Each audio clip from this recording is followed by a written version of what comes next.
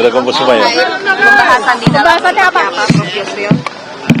Baik, terima kasih rekan wartawan. Saya bertemu Pak Prabowo singkat sekali, mungkin nggak sampai 3 menit ya. Jadi karena memang sudah kenal sangat lama kepada beliau ya. Tadi beliau mengatakan, Pak Yusril, kita nggak ngomong panjang-panjang lagi. Kita sudah kenal sejak puluhan tahun yang lalu. Ya Pak, saya bilang. Jadi terima kasih kesediaan Pak Yusril untuk membantu saya dan bilang ya insya Allah Pak, saya akan tetap membantu Pak Prabowo. Jadi bidang yang beliau tugaskan itu adalah bidang saya sendiri sebenarnya, terkait di bidang hukum dan hak asasi manusia.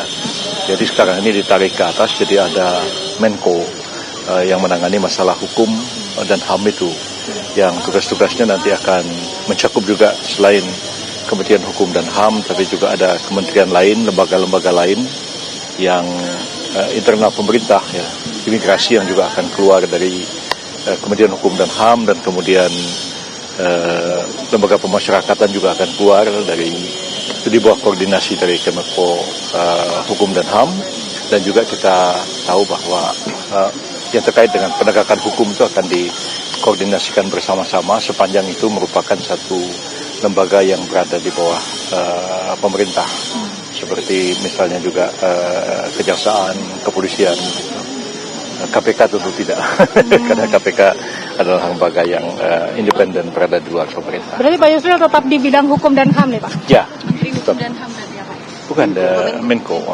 Berarti ini Menko baru ya, Prof? Ya, jadi Menko Polhukam yang selama ini ada itu dipecah dua, ada Menko Politik dan Keamanan, dan satu lagi adalah Menko Hukum dan HAM.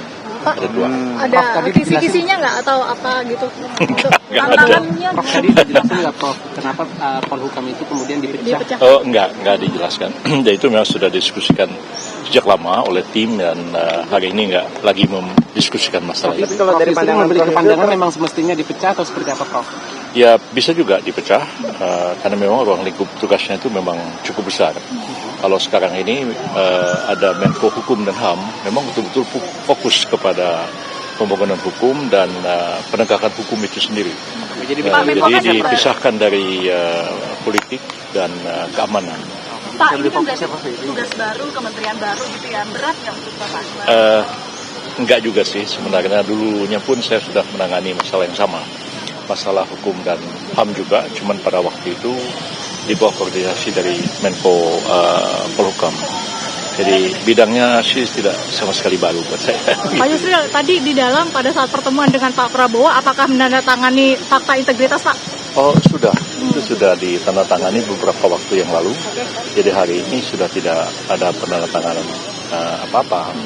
Ya, sebelumnya memang sudah menandatangani surat kesediaan dan kemudian fakta integritas. Sudah diserahkan beberapa waktu yang lalu, dan hari ini tinggal dipanggil dan secara resmi diberitahu untuk memikul tugas dan tanggung jawab yang baru ini. Tadi jam berapa Pak dihubungin oleh ajudan Pak Sekitar Prabowo? jam 2-an begitu. Jam 2. Ya. Bapak sebelumnya tapi Bapak sudah feeling akan menjadi bagian dari kabinet Prabowo Pak? Ya sudah diberitahu karena sudah diberikan surat kesediaan, dan kemudian fakta integritasnya sudah ditandatangani beberapa waktu yang lalu. Oke, terima kasih Pak.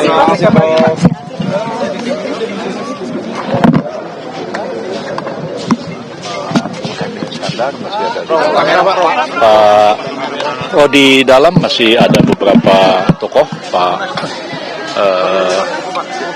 Bahlil sudah selesai ya. Kemudian ada Pak Pak Zul sudah selesai. Kemudian ada lagi Pak Muhaimin Iskandar barusan datang. Kemudian ada Pak siapa lagi ya dari Muhammadiyah tadi Pak Mudi ya.